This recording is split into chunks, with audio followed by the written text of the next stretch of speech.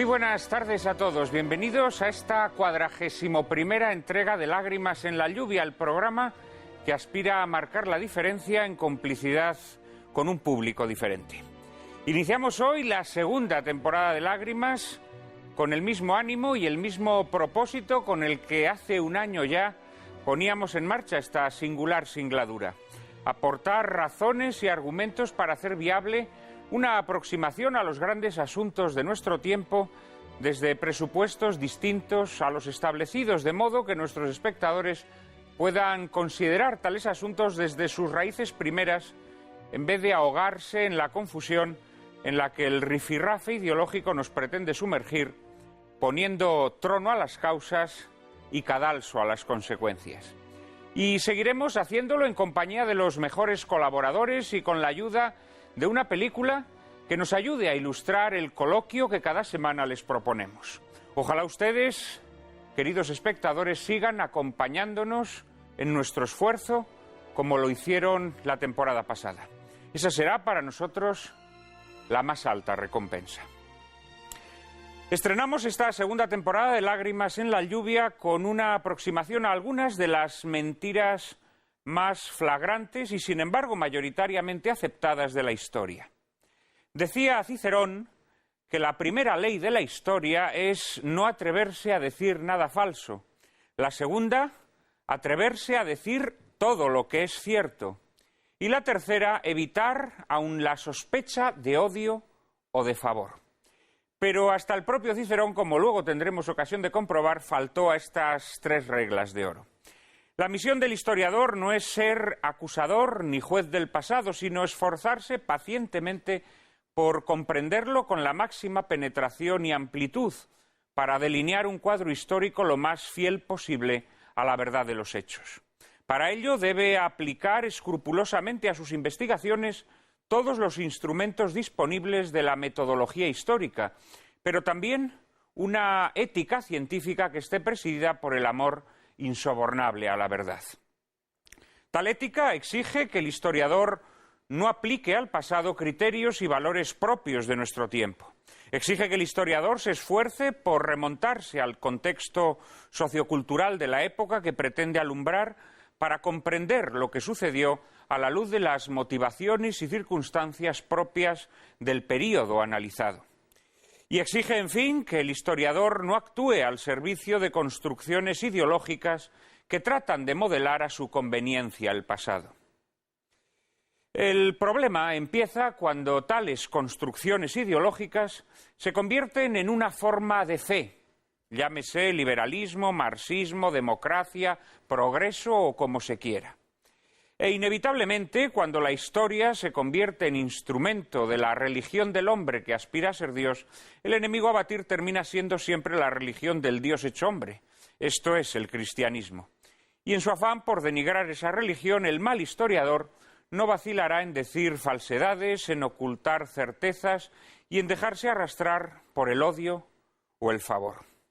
La leyenda negra que envuelve muchos episodios de la historia española, a la que ya dedicamos un programa en Lágrimas en la lluvia, es quizá el ejemplo paradigmático de esta forma de manipulación histórica. Pero son muchas las mentiras de la historia que, apañadas por historiadores sin escrúpulos, que no servían a la verdad, sino a sórdidos intereses ideológicos, se han incorporado al acervo popular, determinando una visión del pasado que favorece la ingeniería social. Y tales manipulaciones han arraigado tanto en el inconsciente colectivo que desmentirlas se ha convertido en una arriesgada, casi suicida forma de heroísmo. Algunas de esas manipulaciones trataremos de denunciarlas hoy en compañía de Luis Alberto de Cuenca, Andrés Gambra, Javier Paredes y Pablo Hispán. Les prometo un coloquio formidable, pero antes, como siempre, María Cárcava les anticipa la película que lo ilustrará. Muy buenas tardes, Juan Manuel, y muy buenas tardes a todos ustedes. Arrancamos esta segunda temporada invitándoles a que se queden con nosotros para ver un film que para muchos es la obra más redonda de John Ford. Nos referimos a El hombre que mató a Liberty Balance, cinta estrenada en 1962 y el penúltimo western que dirigió el maestro. La historia de esta melancólica balada se inspiró en la obra de la escritora Dorothy Johnson, que adaptaron magistralmente para la gran pantalla James Warner Bella y Willis Goldberg. Mucho tiene que ver con el halo de nostalgia que desprende todo el film, el entendimiento entre el alma de Ford y la captación formal de la misma que supieron trasladar al espectador el director de fotografía William H. Clothier y el compositor Cyril Mockridge. Esta es la tercera película que emitimos de John Ford en Lágrimas en la lluvia, y para quienes no nos hayan visto anteriormente, haremos hincapié en el peculiarísimo modo de trabajar de este director que convertía a sus colaboradores en una suerte de familia. De ahí que Ford decidiera contar por última vez con su actor fetiche, el intérprete que mejor se adaptó a las insaciables exigencias del director a lo largo de algo más de 2 décadas. Se trata, por supuesto, del duque John Wayne, que en esta ocasión se mete en la piel del viril, respetado y honrado ganadero Tom Doniphan.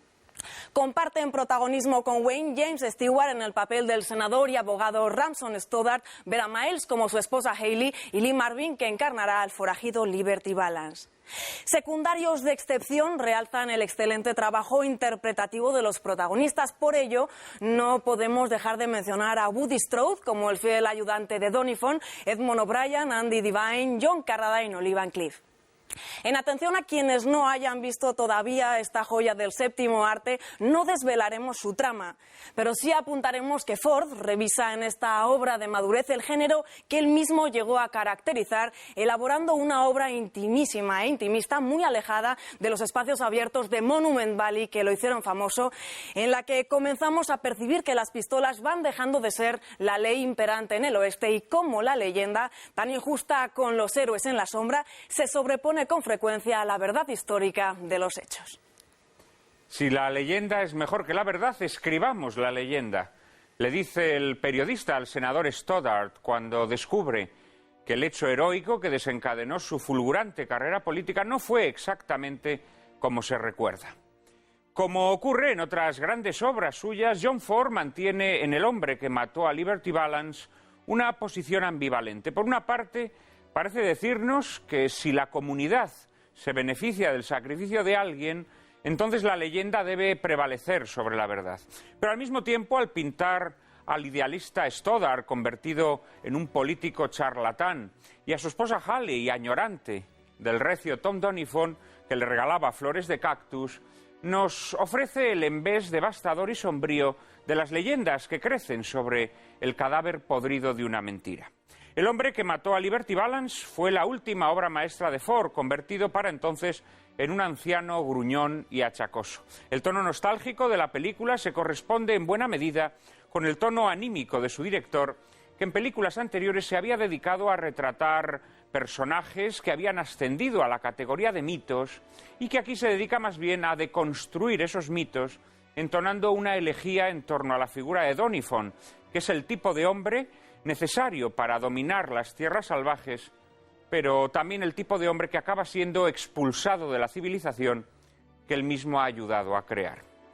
Como ocurre en muchas otras películas de Ford, el hombre que mató a Liberty Balance reflexiona sobre la necesidad de sacrificar la voluntad personal por el bien de la comunidad.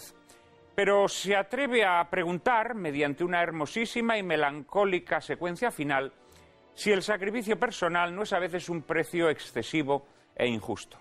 Ford exigió a los productores de la película rodar en blanco y negro, pues deseaba hacer un western de interiores, en una época en la que rodar en color era casi obligatorio. Y como casi siempre, logró salirse con la suya. El hombre que mató a Liberty Balance se beneficia de la elección añadiendo complejidad e intimismo a un western crepuscular que, en contraste con grandiosas sinfonías como Fort Apache, que ya proyectamos aquí, o Centauros del Desierto, conviene verla como si de una serena y delicada pieza de cámara se tratase. Que ustedes la disfruten.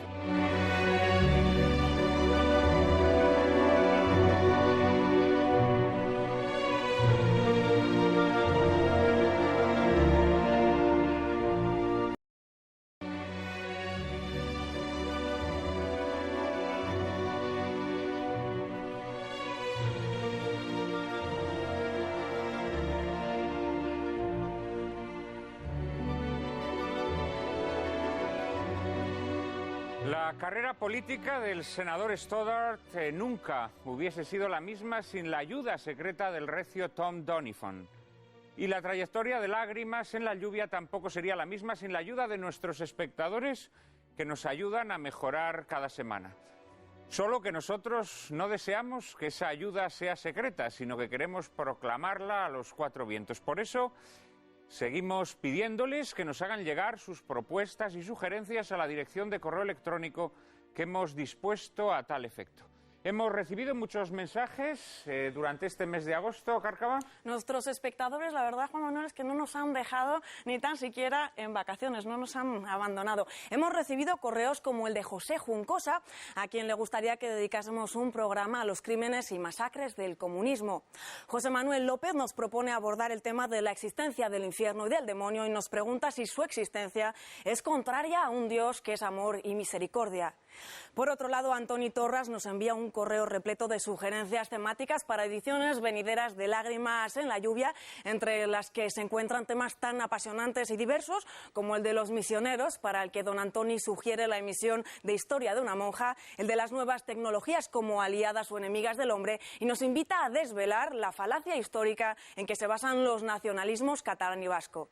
Por otro lado, Amparo Martínez Blanco nos sugiere que dediquemos un programa a la transición. Como ves, Juan Manuel, nuestros amigos con mentes preclaras han cantado bingo, porque creo yo que sus propuestas van a ser escuchadas. En fin, con energías renovadas esperamos recibir en tropel sus opiniones y sugerencias a la siguiente dirección de correo electrónico: lágrimas@intereconomia.tv. Repetimos, lágrimas@intereconomia.tv. Ahí estaremos, María Cárcava y yo mismo, siempre dispuestos a recolectar todas esas sugerencias y hacerlas realidad. Muchos de los temas que ustedes nos han propuesto durante este mes de agosto, estamos trabajando en ellos y les aseguro que en las próximas semanas o meses iremos dando salida a muchas de estas peticiones. Ya el programa de nuestra próxima semana trataremos de cumplir con la petición de uno de nuestros espectadores, como luego tendrán ocasión de descubrir. Pero no se corten, por favor, y propónganos asuntos para esta segunda temporada de Lágrimas en la lluvia, que empezamos hoy con renovados bríos, como decíamos, con la misma ilusión, la ilusión intacta, María Cárcava y yo mismo, cada vez más unidos en este programa y en la vida. Estamos dispuestos a dejar lo mejor de nosotros mismos aquí. Como estoy seguro que lo están también nuestros invitados de esta tarde. De nuevo contamos con un cuarteto de ases para denunciar algunas de las mentiras más significativas de la historia. Paso a presentárselos. Está con nosotros un veterano ya en este programa, Luis Alberto de Cuenca. Ha sido director de la Biblioteca Nacional y secretario de Estado de Cultura. Miembro de número de la Real Academia de la Historia, ha obtenido el Premio Nacional de Traducción y el Premio de la Crítica. Considerado uno de los mayores poetas de su generación, entre sus poemarios merecen destacarse La caja de plata, El hacha y la rosa, Sin miedo ni esperanza o el más reciente, El reino blanco. De su amor por la historia son muestras sus ensayos, reunidos en volúmenes como Necesidad del mito o El héroe y sus máscaras. Muy buenas tardes, Luis Alberto. Buenas tardes, Juan Manuel. Encantado siempre de estar aquí contigo. Gracias por estar con nosotros estrenando esta segunda temporada de Lágrimas en la lluvia. Y gracias también a otro veterano de este programa, que ya hacía cierto tiempo que no visitaba el plató de Lágrimas en la lluvia. Me refiero a Andrés Gambra. Es profesor titular de Historia del Derecho y secretario general de la Universidad Rey Juan Carlos. Ha sido también durante años catedrático de Historia de Enseñanza Media. Especialista en historia medieval, es autor del imprescindible estudio Alfonso VI, Cancillería, Curia e Imperio, así como de algunos estudios más generales sobre historia de España o historia del arte. Muy buenas tardes, Andrés. Muchísimas gracias. Juan Manuel y María, muchas gracias por invitarme a este programa una vez más. Por regresar a Lágrimas. Muchísimas gracias. Está con nosotros también otro historiador muy querido de este programa, uno de nuestros historiadores de cabecera, Javier Paredes. Es catedrático de Historia Contemporánea en la Universidad de Alcalá, director de la Historia Contemporánea de España y de la Historia Contemporánea Universal, publicadas por la editorial Ariel. En la actualidad dirige la editorial Homo Legens. Compagina su tarea universitaria con colaboraciones en medios de comunicación, entre los que cabe destacar Radio Intereconomía y el semanario Alba. Una de sus primeras obras, que luego tendremos ocasión de comentar, es esta que tengo entre mis manos. Pascual Madoz, Libertad y Progreso en la monarquía isabelina, que si no me equivoco es una adaptación de tu tesis de doctorado. Muchas gracias por estar aquí. A este programa del que cada vez tengo más y mejores noticias. Bueno, ojalá sean buenos augurios. En los veraneos uno sale de Madrid y resulta que se le ve a usted en muchos sitios. Bueno, oye, nos preciamos de tener unos seguidores, no sé si muy numerosos, pero desde luego muy fieles y comprometidos con el programa. Muchísimas gracias por estar aquí, Javier. Y por último, está con nosotros también alguien a quien ustedes recordarán de aquel estupendo programa, bueno, sobre todo estupendo en lo que a sus intervenciones se refiere, que dedicamos a los católicos y el nazismo. Me refiero a Pablo Hispán. Es doctor de Historia por la Universidad de Navarra y ha trabajado en el Departamento de Políticas Económicas y Sociales de Naciones Unidas en Nueva York. En la actualidad es profesor de Relaciones Internacionales en la Universidad CEU San Pablo. Autor de La política en el régimen de Franco entre 1957 y 1969, su actual investigación está centrada en el papel de los católicos durante la Segunda Guerra Mundial. Muy buenas tardes, querido Pablo. Muy buenas noches, Juan Manuel. Muchas gracias por estar aquí. Bueno, yo creo que esta maravillosa película de John Ford que hemos visto pues merece un mínimo comentario, sobre todo porque bueno, propone reflexiones interesantes para los asuntos que a continuación vamos a pasar a estudiar. Luis Alberto, ¿qué te parece El hombre que mató a Liberty Balance? Pues me parece una de las 10 o 15 mejores películas de todos los tiempos. Eso ya vaya sí, hasta ese extremo. De por sí y de base, ¿no? Me parece una película extraordinaria. Quizá sea, junto con Ford Apache, mi película de Ford favorita. Digamos que yo prefiero todavía a Hawks que a Ford, un poquito más, porque el manierismo me gusta algo más que el clasicismo puro, pero realmente Ford es el cine, ¿eh? El lenguaje cinematográfico nace con Griffith, se desarrolla con Ford, y realmente es con Ford como adquiere ya su plenitud de discurso. Y aquí en El hombre que mató a Liberty Balance, que tú has comentado muy bien, Juan Manuel, que él quiso hacerla en blanco y negro, yo creo que aquí está explicitado todo ese mundo interior de Ford, toda esa robustez moral que ofrece su pensamiento. Y la verdad es que el personaje de Tom Doniphan me parece uno de los personajes más formidables, que en el fondo siempre hace el mismo personaje, John Wayne, pero aquí yo creo que está quinta esenciado, ¿no? Entonces, si tuviera que elegir entre 4 o 5 personajes más importantes de la historia del cine, yo elegiría uno de ellos sin dudar a Tom Doniphan.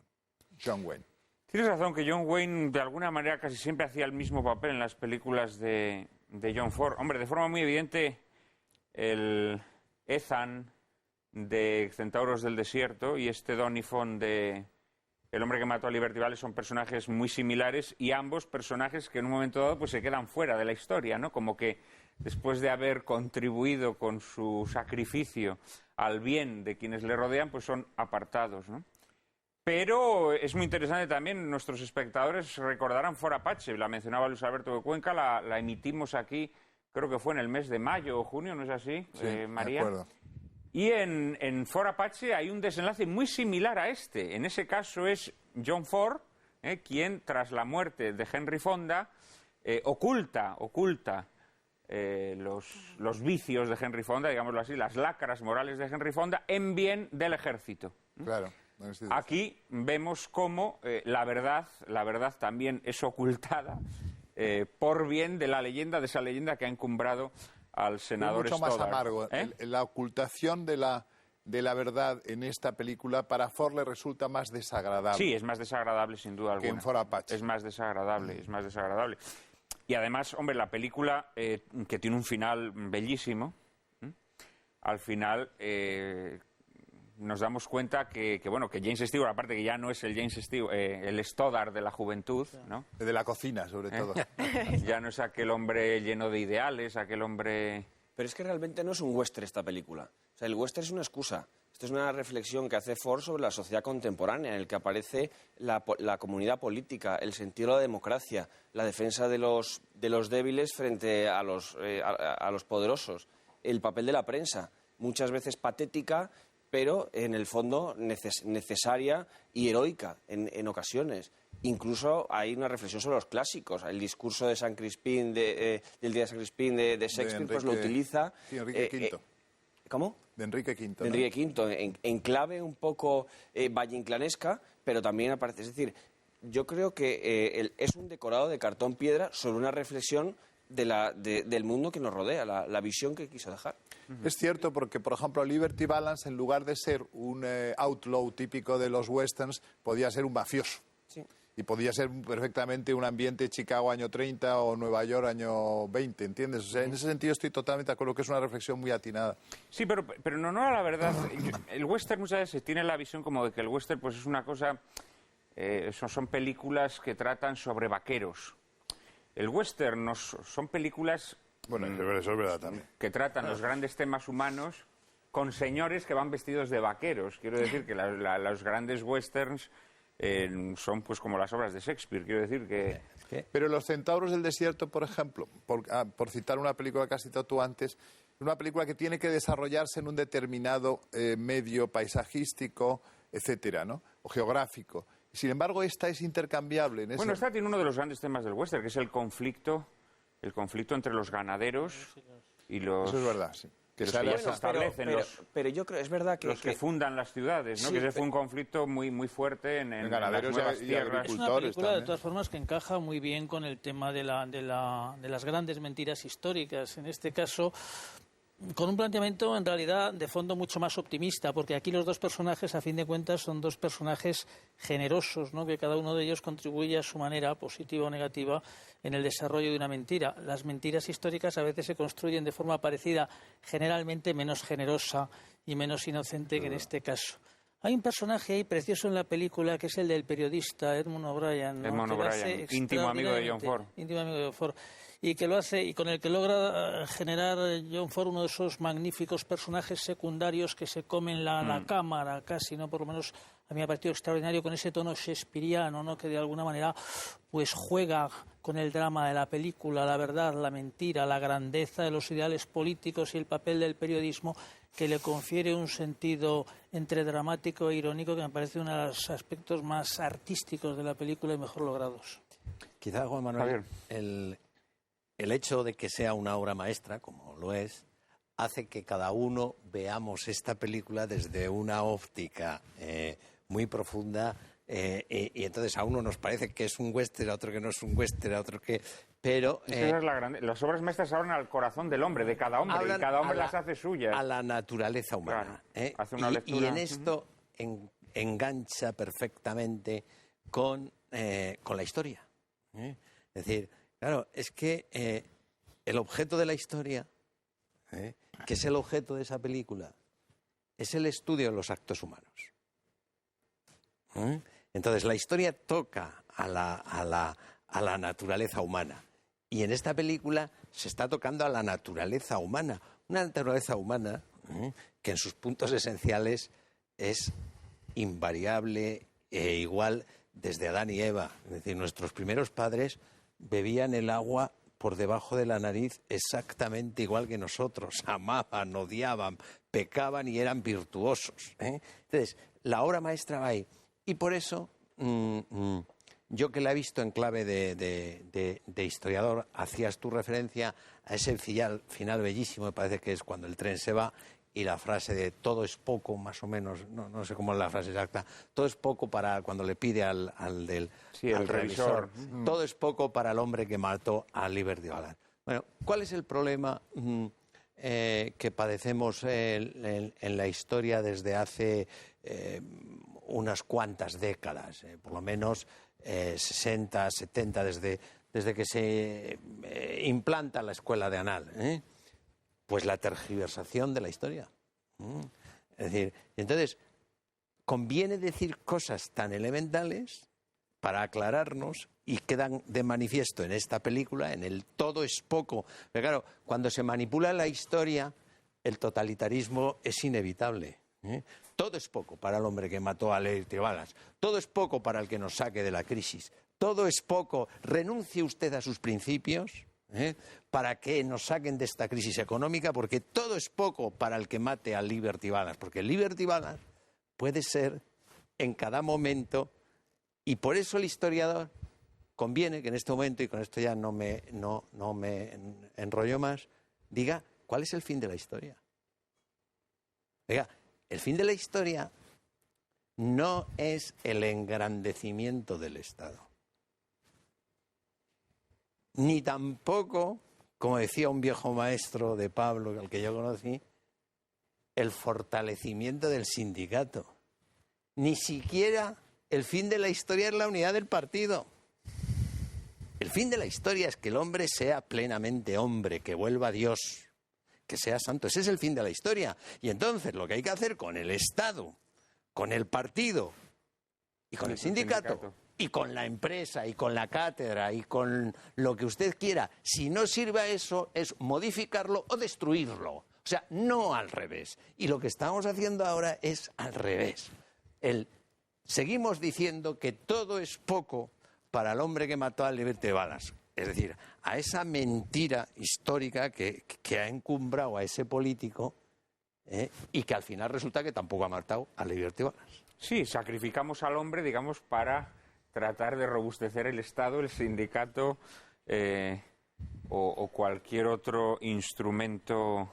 Sobre esta película lo que es muy interesante es asistimos en vivo y en directo a la gestación de una leyenda falsa. Probablemente muchas de las leyendas que comparten los pueblos y que tienen un mismo espíritu popular, como decían los románticos alemanes, son también falsas. ¿Qué más da? Pero de alguna manera es increíble hasta qué punto Ford se sitúa justamente en el nacimiento de una determinada leyenda absolutamente apócrifa, ¿no? Y pues sobre esas falsedades de la historia vamos a hablar hoy, sobre algunas de esas falsedades de la historia. Vamos a tratar de poner un poco de luz, vamos a intentar arrojar un poco de luz y descubrir quiénes fueron los verdaderos héroes y los verdaderos villanos de la historia. María Cárcava nos introduce en el primero de los asuntos que vamos a tratar hoy, que es el de la conjura de Catilina. Habrán oído ustedes hablar con frecuencia de ella, sobre todo si han leído a Cicerón o a Salustio. María Cárcava nos dice quién fue Catilina. Lucio Sergio Catilina ha pasado a formar parte de la historia universal como uno de sus personajes más controvertidos y execrados. De sangre patricia y con carrera como político romano, Catilina llegó a suceder como cuestor a su admirado Lucio Sila y ejerció como pretor e incluso como propretor de la provincia de África. Tras varias acusaciones en su contra, le fue denegada la posibilidad de aspirar al consulado justamente cuando su rival, el gran orador Marco Tulio Cicerón, accedía a la magistratura.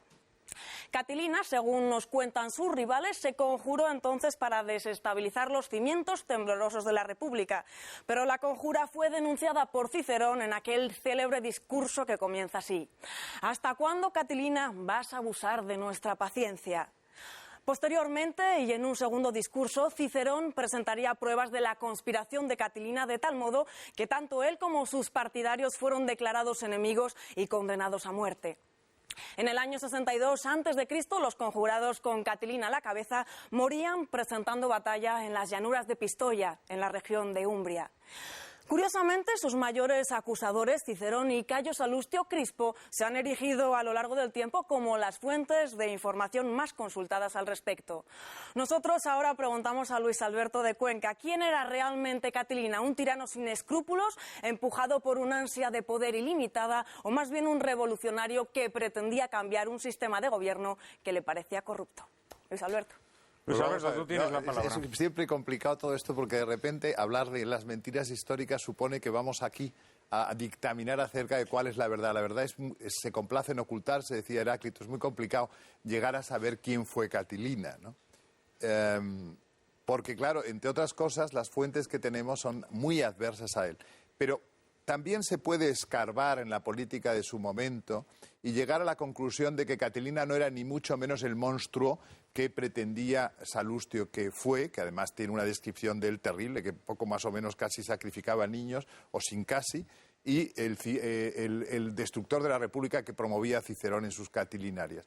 No fue ninguna de esas cosas. Fue en su juventud un partidario ferviente de Sila, que como sabemos fue el vencedor de una pugna que enfrentó al partido aristocrático y al democrático, ganando en esa pugna el aristocrático y produciendo a partir de la victoria una serie de medidas muy, muy severas contra sus adversarios políticos, las famosas proscripciones silanas, que consistieron en prácticamente requisar las fortunas de cuantos se oponían a ellos y repartirlas entre sus partidarios. Probablemente Catilina estuvo entre los beneficiados de esas proscripciones silanas, pero evidentemente el hombre evoluciona y Catilina también.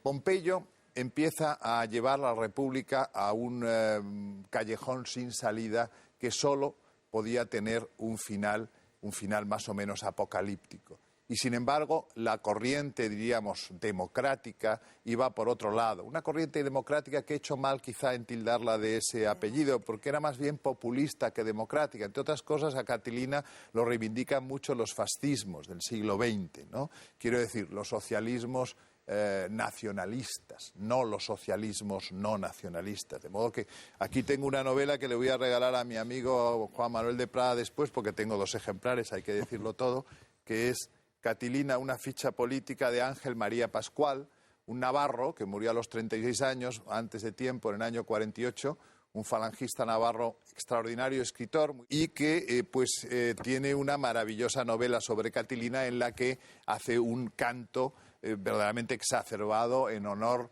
del prócer Catilina, al que asocia siempre con una idea de revolución, pero una idea de revolución mussoliniana, diríamos, en cierto modo. Yo no te puedo regalar el libro que tengo entre mis manos, porque solamente tengo un ejemplar. No, pero vas a conseguirme otro, Pero ¿no? es un libro muy recomendable. Es un libro de un escritor argentino, Ernesto Palacio. Se titula así, Catilina, una revolución contra la plutocracia en Roma. Hombre, ciertamente hay muchas cosas sobre Catilina que no podemos saber. En cambio, sí podemos saber que sus detractores, en especial Salustio y Cicerón, dicen mentiras sobre él, ¿no? Es decir, esos crímenes que le atribuyen son absolutamente tan execrables, tan repulsivos, que es imposible que Catilina hubiese logrado, como el propio Cicerón reconoce en uno de sus discursos, el apoyo de la mejor juventud de Roma. Es decir...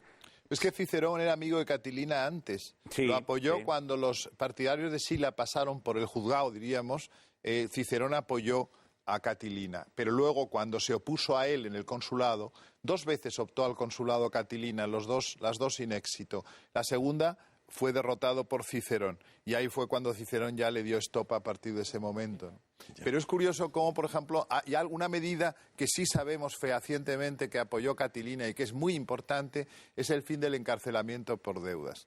Las famosas tabulae novae, que significaba que se hicieran absoluta borrón y cuenta nueva al respecto de los encarcelados por deudas y que las deudas, eso es muy moderno, no encarcelar a la gente por deudas, esto realmente es casi del siglo XIX prácticamente. En este libro que comentaba de Ernesto Palacio, la tesis que se sostiene es que Catilina, que representaba esa aristocracia troyana, es decir, los que tenían línea directa con los fundadores de Roma. Catilina era descendiente de un amigo de Eneas.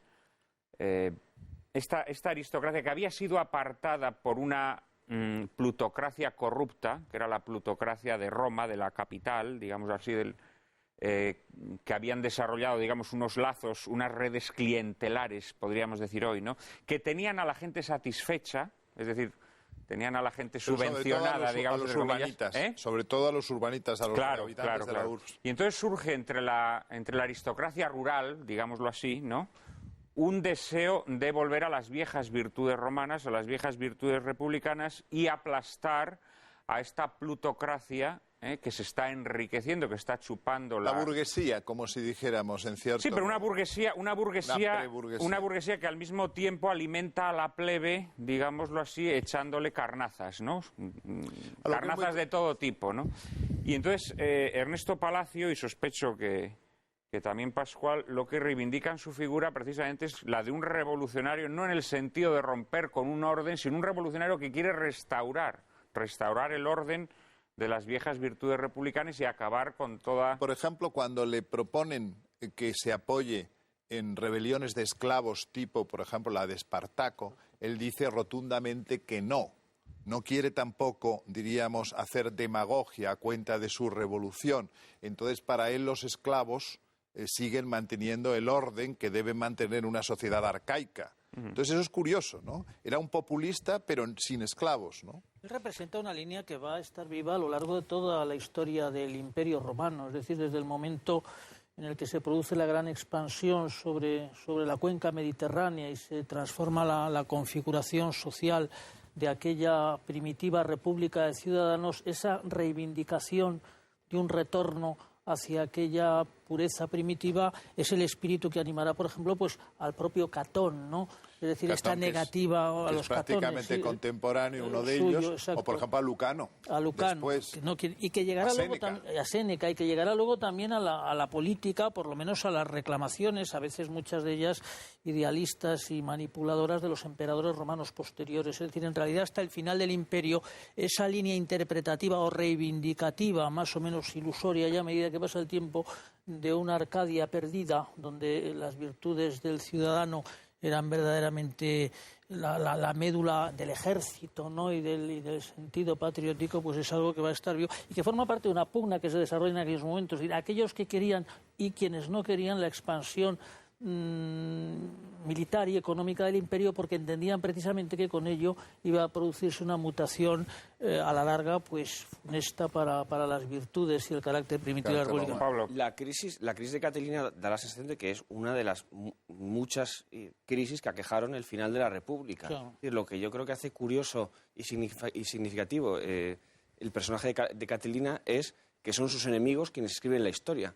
Entonces, es el Al drama. contrario que con César. Exactamente. Sí. Es el drama de quién escribe la historia. O sea, si es uno mismo o sus amigos o su entorno quien lo hace o son los enemigos. Es decir, es que... Sabes que en el caso de César, por ejemplo, que era amigo de Catilina y que, como comentábamos fuera de micrófono, con Juan Manuel estuvo a punto de participar en la conspiración, pero luego no era la ocasión adecuada, entonces César era listo y por ahí pues entró en la puerta grande de la historia. Pero lo curioso es que, por ejemplo, César no solo no escribieron su historia a sus enemigos, como por ejemplo Cicerón, a quien él manda matar, Marco Antonio, al morir César, lo manda matar, pero es curioso cómo César mismo es el que escribe su propia historia, imagínate cómo queda él, o sea, además habla en tercera persona y todo, ¿no?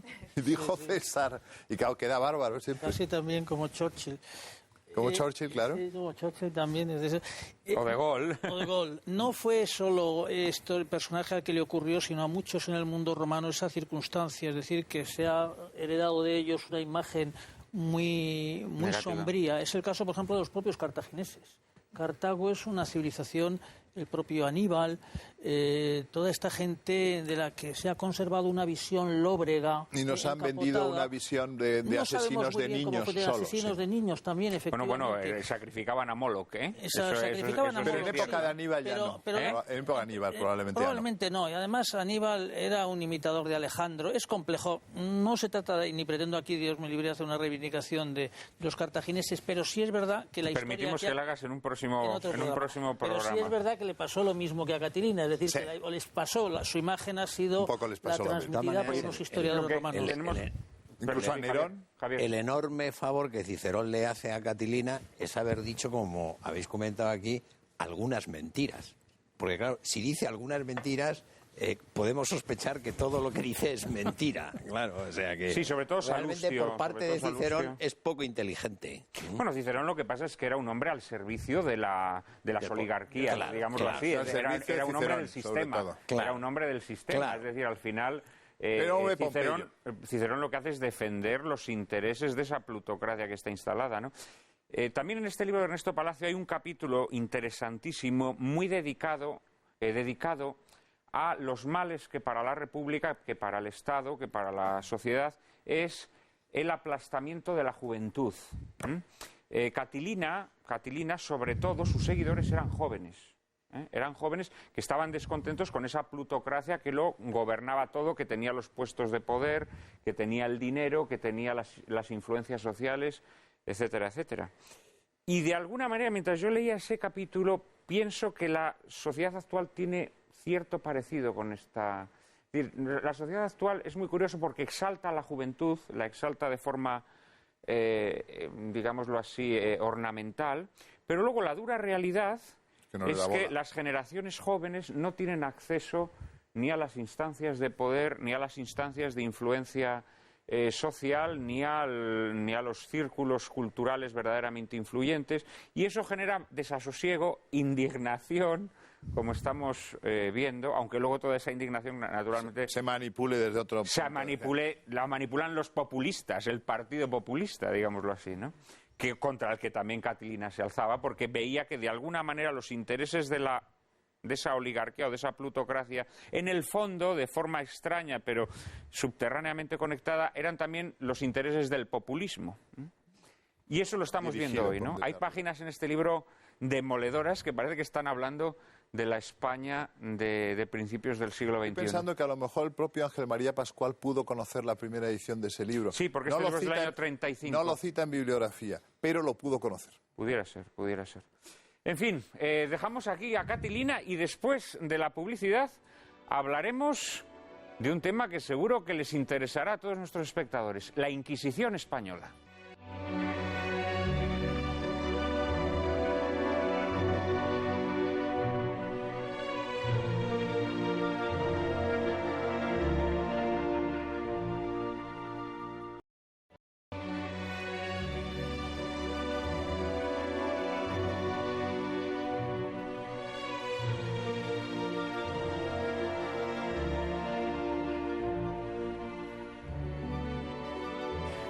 Vamos, en efecto, a hablar de la Inquisición, uno de los bomboncitos de la leyenda negra, una de las alusiones recurrentes entre quienes desean denigrar a la Iglesia Católica o desean denigrar la historia de España. Sobre la Inquisición ha editado un libro la editorial Homolegues, dirigida por Javier Paredes, titulado Inquisición y confianza, escrito por José Carlos Martín de la Hoz, a quien nuestros espectadores recordarán porque participó en el programa que dedicamos al Apocalipsis, el Apocalipsis de San Juan. José Carlos Martín de la Hoz en este libro prueba a desmentir algunos de los tópicos y falsificaciones en torno a la Inquisición, y más concretamente la Inquisición española. María Cárcava nos introduce en el asunto. La organización de la Inquisición medieval europea fue el resultado de un larguísimo proceso que comenzó con Lucio III, continuó durante el pontificado de Inocencio III y alcanzó su perfeccionamiento gracias a Gregorio IX, quien a través de 3 diferentes bulas la dotó de estructura. La Inquisición o Santo Oficio fue, al igual que la mayor parte de las instituciones de la Edad Media, un instrumento destinado a la defensa de la fe y de la sociedad ante la propagación de doctrinas heréticas. En el caso de nuestro país, los reyes católicos apostaron por la unidad religiosa como cimiento de la unidad territorial, como ocurría en el resto de naciones europeas. El 1 de noviembre de 1478 obtuvieron del Papa Sixto IV una bula que les autorizaba a establecer el Tribunal del Santo Oficio de la Inquisición, con el fin de proteger la fe mediante la persecución de falsos conversos que, siendo nominalmente cristianos, practicaban en secreto otros ritos. La labor de la Inquisición se prolongó en el tiempo durante 3 siglos y medio, en los que para algunos se escribió las páginas más negras y ominosas de nuestra historia. Una historia repleta de abusos de poder, extralimitaciones, represión, torturas, tormentos, difamaciones y brujerías a fuego lento. Pero recordemos de nuevo la frase que decían los periodistas al senador Stoddard en El hombre que mató a Liberty Balance. Si la leyenda es mejor que la verdad, escribamos la leyenda. Andrés Gambra, ¿qué es realidad y qué leyenda en torno a la Inquisición? Gracias, María. Efectivamente, la Inquisición española es una de las piezas clave de la llamada leyenda negra antiespañola, que constituye efectivamente en su conjunto una de las estructuras históricas de mentira más importantes que hayan existido en la historia de la historia o de la historiografía. La leyenda negra de ella, dijo Pierre Chonu, que era un arma cínica en una guerra psicológica. Efectivamente, el Imperio Español ha alcanzado a comienzos del siglo XVI su mejor momento. Está en trance de expansión, tiene que defenderse y actuar en numerosos frentes y, entre otras cosas, está muy importante, se está defendiendo el catolicismo frente al protestantismo. En ese momento se va a desencadenar una tremenda ofensiva, que efectivamente será una ofensiva publicista de carácter psicológico tendente a desacreditar a España. Y en ese deseo se recurrirá a argumentos que, como dice Chonus, son cínicos, porque se le va a imputar a España responsabilidades o actuaciones de las que precisamente su modo de plantear las cosas, el español, había sido mucho más razonable, legítimo y justo que el que practicaban aquellos que se estaban convirtiendo en sus decididos detractores, ya fueran holandeses, franceses o ingleses. En el contexto de esa leyenda negra, la Inquisición va a ser uno de los temas más importantes y que va a obtener un mayor éxito, sin duda. Se inició muy tempranamente.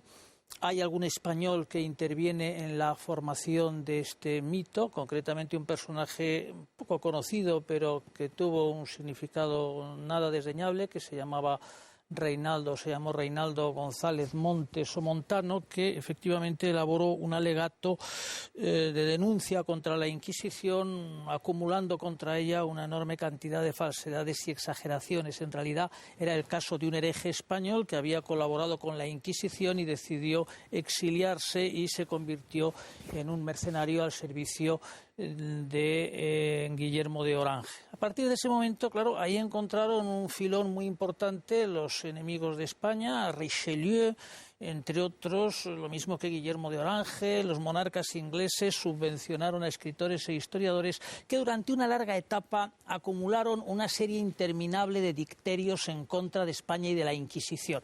La Inquisición habría destruido, pues no sé, a casi todos los creyentes, si nos descuidamos, honrados que hubiera en España, y había hecho tabla rasa de la cultura española, transformándola en un montón de cenizas. Se trata de una fase en la que la leyenda negra se mueve por cauces absolutamente ahistóricos. No tienes ni siquiera una pretensión objetiva o metódica de historicidad, sino que es simplemente una acumulación de dicterios y no mucho más. Bueno, lo que pasa que, por ejemplo, es Guillermo de Orange, ¿no?, que promueve la edición de opúsculos, como de panfletos, la América de libelos. o el libro famoso aquel con todas las torturas, que es uno de los Claro, y ahí se publican una serie de grabados, por ejemplo, que eso ya ha pasado a formar parte del imaginario colectivo, ¿no? Del imaginario, efectivamente. Hay una serie de grabados publicados en Francia sobre ese tema que van a tener un gran éxito. Esta tendencia difamatoria pura y simple culmina tal vez en Voltaire. Voltaire, en su consideración sobre las costumbres y el espíritu de las naciones, pues dedica una serie de páginas muy bien escritas, como es lo propio de Voltaire, inteligentes, en la que hace un retrato verdaderamente devastador de la Inquisición española, y con un objetivo muy claro que él explicita su aversión a la Iglesia Católica. Es decir, fue el catolicismo, la Iglesia Católica, la que puso la crueldad en este proceso, no tanto las instituciones de gobierno, porque la Inquisición es una institución en la que actúan conjuntamente las autoridades civiles y las autoridades eclesiásticas, y no es legítimo pretender, como a veces se ha hecho, por ejemplo lo hizo Joseph de Maistre, me acuerdo, en un escrito interesante, que son unas cartas que dirigía un gentilhombre ruso, se titulaba así, sobre la Inquisición española, en la que le echa culpa a las autoridades civiles y dice que lo que la Inquisición tuvo de crueldad es imputable a las autoridades al gobierno español. Un escritor católico le interesaba, diríamos, claro, desviar la responsabilidad. Venía a afirmar, en cambio, que lo que tuvo de misericordia y piedad, en cambio, fue obra de la Iglesia. Y eso no es verdad, porque fue las instituciones o el componente eclesiástico, la Suprema, que era una institución con un componente eclesiástico muy importante, fue el que dio la pauta general en este proceso. Es interesante señalar que el momento en el que esta polémica antiinquisitorial adquiere su dimensión histórica más ambiciosa es precisamente a finales ya del siglo XVIII, ¿verdad?, comienzos del siglo XX, en el contexto de las guerras napoleónicas, la Revolución Francesa y las guerras napoleónicas, y muy específicamente en la época de Cádiz, ¿no?, en torno a la Revolución Liberal Española, pudiendo observarse que a este respecto se dan la mano los liberales gaditanos y los afrancesados, que coinciden plenamente en este modo de plantear lo que fue el pasado de la historia española, los fundamentos de la leyenda negra y el tema inquisitorial, y todos ellos, unos y otros, en un bando y otro de la guerra, están de acuerdo en maltratar a esa historia española y maltratar a la Inquisición.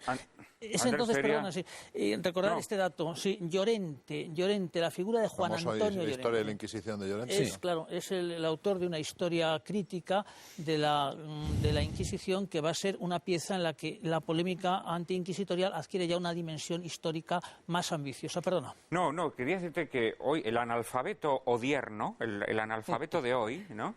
Tiene una serie de, digamos, ¿cómo podríamos llamarlo? De clichés, sí, sobre la Inquisición. O de casi como, digamos, de argumentos reflejos, ¿no? Que no son argumentos, ¿no? Que son como impromptus que le entran, ¿no?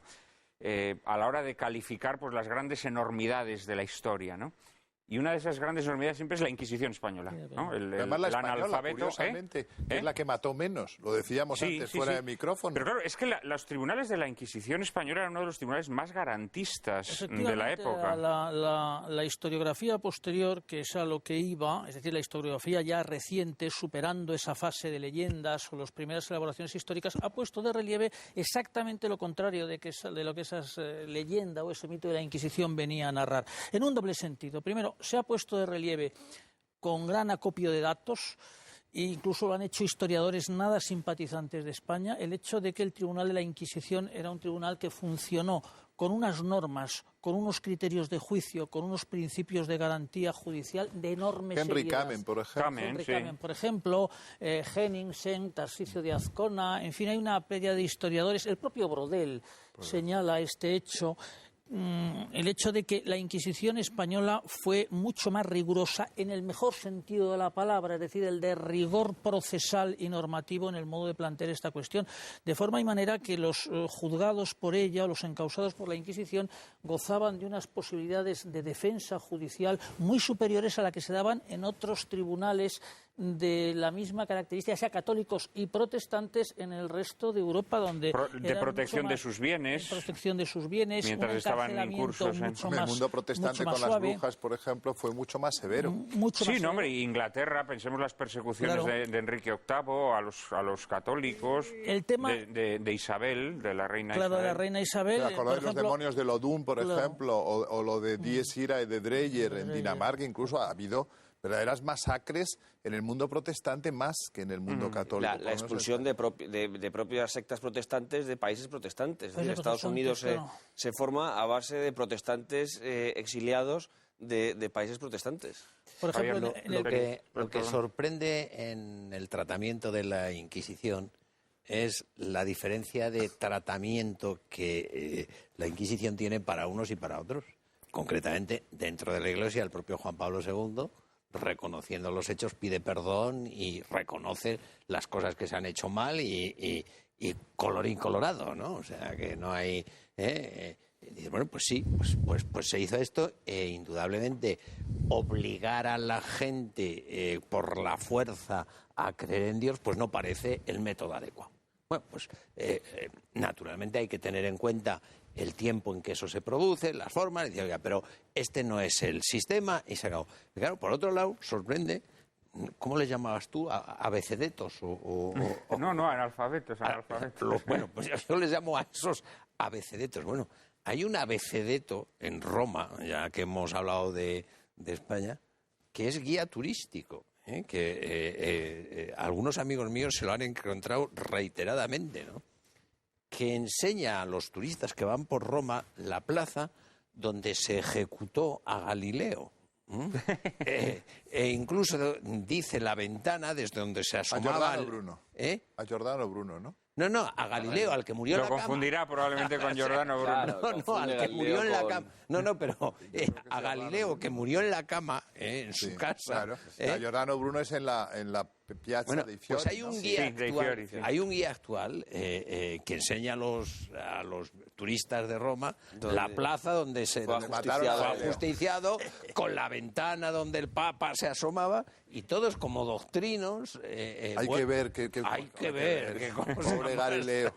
Antes mencionábamos que el Tribunal de la Inquisición Española fue el tribunal más garantista de su época, y también podríamos decir, sin mentir, sino diciendo realmente la verdad, que el Tribunal de la Inquisición si comparamos el número de ejecuciones del Tribunal de la Inquisición con cualquier tribunal de jurisdicción civil que en aquel momento desarrollaba su labor en... Los estudios que se han realizado más recientemente, especialmente, bueno, también Henry Kamen ha contribuido a ello, Tarsicio de Azcona, el nórdico Henningsen, Gustav Henningsen, han puesto de relieve que precisamente se trata de unas cifras muy bajas. El número de ajusticiamientos. Cifras de pena capital, vamos. Claro, de pena capital. Y se pone de relieve que en el caso del conjunto de la monarquía española, hasta 1833, vamos, hasta la abolición de la... Hasta la abolición no, hasta el siglo XVIII, porque ya en el siglo XVIII, ya no se mataba nada. a partir de 1700 ya no hubo más que tres. El autillo de Olavide que se sepa nada más, o sea, tres autillos. Pero en el periodo que va de 1560 a 1700, la cifra viene a oscilar en torno a los 3,5, valga decirlo así, ajusticiados al año en toda la monarquía española, en el conjunto de la monarquía española, siendo así que cualquiera de los numerosos tribunales civiles con los que tenía la corona española tenía una cifra muy superior por separado. Y solamente que nuestros espectadores se den cuenta que cuando hablas de monarquía española estás hablando naturalmente de nuestras posesiones en América. Posesiones europeas, etcétera. Ahora, una pregunta que te quería yo hacer, si me permite, Juan Manuel. Hay una cosa que a mí siempre me ha parecido desagradable de la Inquisición española en relación con otras inquisiciones. Y es, y te pregunto a ti porque no sé si estoy bien informado, el que el denunciante pudiera ser anónimo. Esto a mí me desazona. Sí, el denunciante efectivamente... O sea, que no tuviera que dar un nombre y un apellido. Eso es complejo, pero es así. El bueno, tú sabes que ahora mismo también se pueden hacer denuncias anónimas, ¿no? Pues me parece fatal. No, pero... El denunciante se mantenía en el anonimato porque constó y hubo bastantes casos de venganzas por parte de los conversos. Por eso es por lo que... Entonces, claro, la gente se iba a abstener, porque los conversos, los judeoconversos, es decir, los falsos conversos judíos, eran muy poderosos. Y cuando hubo denuncias, se supo de varios casos en el que el denunciante fue objeto de represalias. Eso nunca me lo habían explicado así. No en cambio a lo que a veces se ha dicho también, que no se les decía cuáles eran las imputaciones, lo que no es así. Se les explicaba puntualmente cuáles eran las imputaciones de las que habían sido objeto y se daba la posibilidad de que presentaran un catálogo, todo lo dilatado que quisieran, el imputado, ¿verdad?, de los enemigos o posibles denunciantes que él creyera que podrían tener algún modo de interés de acusarle en falso, y si coincidían, entonces era a su favor. Era a su favor. Y además, esa clase de denunciantes eran objeto de unas revisiones muy sistemáticas, es decir, se les colocaba en situaciones difíciles para obligarles a ratificarse en su pronunciamiento. O sea que en ese sentido las garantías que se mantenían eran extraordinarias y con un gran sentido de piedad. Es decir, se buscaba lograr la exculpación. Eso es sistemático. Una de las cosas que a mí me sorprende de ese libro que has citado antes de Martín de la Hoz, que es un estado de la cuestión y que uno de los capítulos son los procesos, cómo se hacían los procesos, dice una cosa que es de cajón de madera de pino. Dice, oiga, es que la mente de los inquisidores no estaba esconder datos, dice, entre otras cosas porque gracias a que no escondieron datos hay abundantes legajos, documentación de la causa, y de su preocupación sí que era guardar y preservar la unidad católica de España. Y en ese sentido se preocupaba muy mucho de hacer, de acuerdo al protocolo existente entonces, las cosas como Dios manda. Y de hecho, no se saltan ni un... Pero bueno, tú hablabas ahora de... En esos casos, ahora mismo hay una figura, y sí que se entiende muy bien en nuestro actual código, que es el testigo protegido en casos de narcotráfico y de terrorismo, del cual no se puede saber. Otra cosa es que las autoridades sí lo sepan, como entonces lo sabían, pero el público no puede saber de un testigo protegido ni el sexo. Es el testigo protegido número 5, número 7, número 8. Las autoridades entonces tampoco teóricamente lo sabían, porque Sí, se depositaban las denuncias anónimamente. Cuidado. Pero las autoridades inquisitoriales sí lo sabían. Pues claro, usted se presenta con una acusación falsa contra un fulanito... No, pero se arrojaba en una especie como de buzón. Sí, pero como tú hicieras una acusación falsa y te pillaran haciendo Eso sí, te pillaban. Denuncias anónimas, soy como, vamos, anónimas, que no se revele tu nombre, sí se pueden hacer. Si no me equivoco, en los delitos fiscales, tú puedes denunciar delitos fiscales. Si tienes la noción de que una persona está defraudando al fisco, puedes denunciarla. Y luego, bueno, ya sabéis, la célebre ley que impulsaban, ¿no? Nuestra eximia ministra de Asuntos Sociales, ¿no? En donde se podía denunciar anónimamente a cualquier persona que supuestamente se le pudieran atribuir delitos de machismo o no sé qué, ¿no?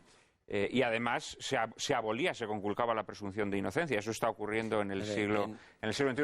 Me gustaría, ahora te doy la palabra, Pablo, me gustaría hacer una no corrección, sino aclaración de lo que dijiste antes en tu primera intervención sobre la Inquisición. Es decir, cuando dijiste, hombre, claro, a nadie nos parece bien que a la gente se le obligue a creer por decreto, ¿no? Esto es de nuestra fuerza. O a la fuerza. Esto desde nuestra perspectiva de hoy, naturalmente es indiscutible. Desde la perspectiva de la formación de los estados modernos, estamos yéndonos al siglo XV, XVI, ¿no? Que es la época en la que se forma el Tribunal de la Inquisición Española, eso no se veía así. No, claro. Los estados consideraban que tenían que... La homogenización era importantísima, claro, la homogenización. Había que homogeneizar la sociedad y la sociedad se construía sobre una fe religiosa compartida por toda la sociedad. Y los monarcas católicos, los reyes católicos, consideraban que la única manera de construir ese estado era sobre... la unidad religiosa. Sobre la unidad religiosa. Y los protestantes hicieron lo mismo. Pero que no era una cosa de España, era una cosa de todas las naciones. Que se consagra en el Tratado de Westfalia con la fórmula cuius regio e ius religio. Quería hablar Pablo antes, luego te doy la palabra, Javier. Con la Inquisición pasa también lo mismo que pasa con Catilina. Al final, quien escribe la historia es quien va a marcar qué imagen se tiene de ese personaje o de esa institución. Si en un principio fueron, pues en un momento de guerra, no más que religiosa, guerra política, la independencia de los Países Bajos o luego la guerra de los 30 años, los Orange, etcétera. Más tarde, en el siglo XVIII, van a ser los ilustrados en ese proceso de reforma intelectual europea que van a arremeter contra la Iglesia Católica y uno de los elementos a los que va a dirigir de nuevo el mito va a ser la Inquisición como reflejo del oscurantismo y de la atrocidad que supone el catolicismo para la conformación de una sociedad. Es decir, de nuevo es el mito para formar una nueva sociedad. Lo que trae consigo incluso que la imagen de la Inquisición y la imagen de la España negra de la época de los Austrias se refleja, por ejemplo, en El Pozo y el Péndulo de Edgar Allan Poe o en La Tortura por la Esperanza de Villiers de l'Isle Adam. Eso es lo único que tenemos que agradecerle a la leyenda negra, que haya habido esos textos. Los ilustrados, el liberalismo y luego la literatura romántica acuñan también ya esa imagen que es casi ya una imagen como de caricatura de la Inquisición, que está presente en toda la literatura gótica, en toda la literatura romántica y que llega así hasta nuestros días. Pero puesto que estamos en un programa para aclarar momentos históricos, sí que conviene aclarar en el nacimiento del Estado confesional el antes y el después. No son primero los católicos y los protestantes después, es justo al revés. Es justo al revés. Es decir, Lutero dice dos cosas. Una progre, lo del libre examen. Aquí todo el mundo puede interpretar las escrituras como quiera. Porque claro... Y desde entonces el Espíritu Santo empezó a decir unas paridas terroríficas. Espera. Cuando la gente pensó que el Espíritu Santo la iluminaba... Y desde entonces los campesinos que lo oyen, los campesinos alemanes dicen, oye, vamos a ver. O sea que aquí en materia de religión no hay nadie que me diga a mí lo que yo tengo que hacer, ¿verdad? Pues mucho menos habrá nadie que me tenga a mí que decir qué es lo que tengo que hacer en materia política. Y se organiza la Revolución Campesina de 1525. Y ahora viene... La de Münster. Claro, y ahora viene la segunda cosa que dijo Lutero, que ya no era tan progre. claro, como Lutero necesita el apoyo de los príncipes alemanes para separarse de Roma, dice, un momento, el libre examen es patrimonio del príncipe. Y en cuanto a estos que se han sublevado, exterminarlos como a perros. Y entonces surge el Estado confesional. ¿Qué es lo que hacen los príncipes católicos?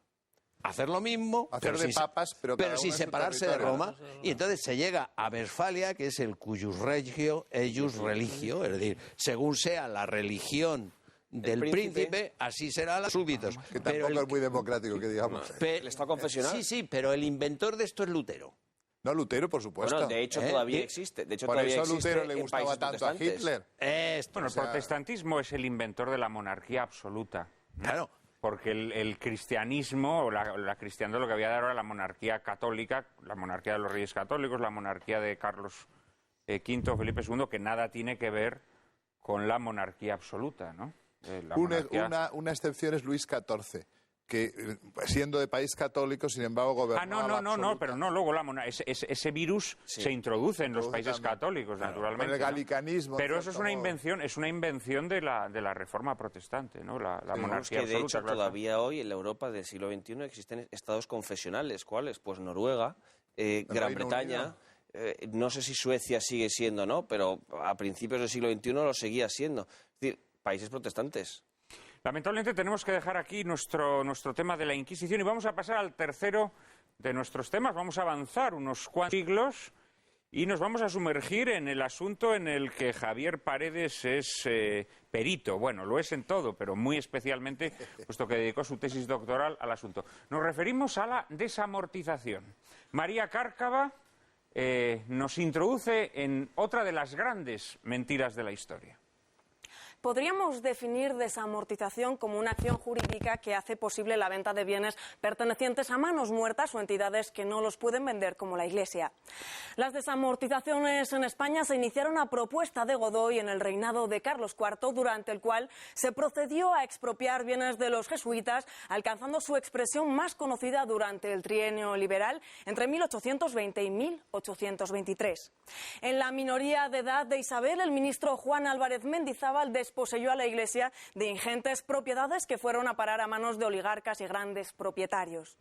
Posteriormente, el regente Baldomero Espartero en 1841 y sobre todo el ministro Pascual Madoz en 1855 promovieron nuevas desamortizaciones de bienes eclesiásticos y de propiedades comunales, contribuyendo al expolio de nuestro patrimonio cultural y al empobrecimiento de los pueblos y aldeas de España. De corte e inspiración liberal, las desamortizaciones pretendían, en su lectura más inocente y superficial, que el Estado hiciese caja, redujese su deuda y terminase con cualquier reminiscencia del periodo feudal. Pero haciendo una lectura más profunda, ¿qué pretendían estas desamortizaciones?